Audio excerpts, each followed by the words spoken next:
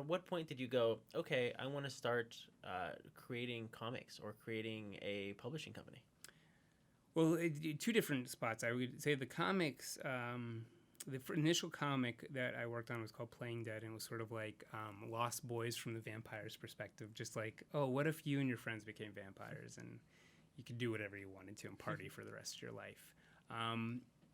And that was really just from, I had always been sort of interested in potentially writing some screenplays. And when I first came out here, I had a friend who wanted me to write this story with him, and he knew I could write, so that became the comic became an ability to market the screenplay. And I think, funny enough, we went two different ways after that. I think we had a great time creating that comic, but I became addicted to comics. Like it pulled me back in.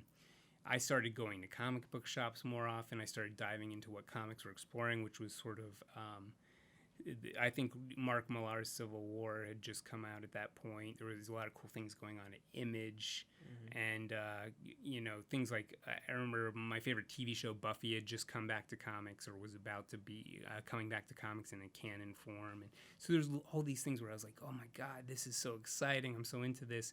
And then again, as I went to sort of sell Playing Dead various places, or sort of just put myself in these comic book environments, these comic creator environments, I just became more and more convinced, hey, this is where I want to be. These people are doing what I want to do. They're interested in things that I want to be interested in, or I am interested in. And, I had that feeling like when I wasn't there, or there was an event going on that, I knew was going on, but I wasn't there. I was like, oh, I want to be there. I want to know what they're saying. I want to know what the conversation is. I want to be part of that world.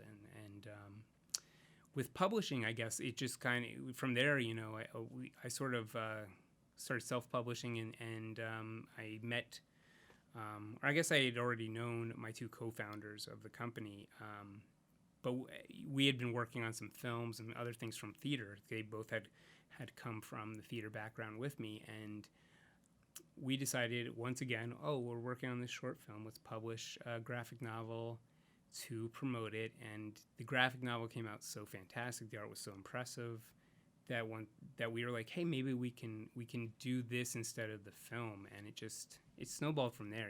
It's just been, that's the one there. Something animal.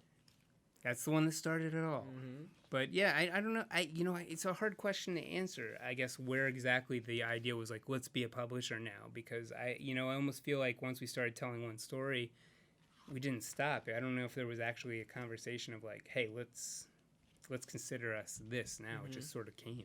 Yeah, it's interesting. So there was no like okay, we're just gonna do the next one. It just seemed like it's just a natural progression where it was it was like we have another story. We have these. We're turning these stories into, or these stories were going to be films. They were screenplays, and then we once we adapted that one, it was like, well, we have these other short stories that were going to be part of this anthology film. What should we do with them? They each could be a comic, and funny enough, like that book kind of spawned it. I guess you could think of it because. That artist led to the Artist for Identity Thief. That story led to the idea of transferring the story Identity Thief into a comic from a screenplay. So I guess those two books back to back really gave us our origin story, if you will.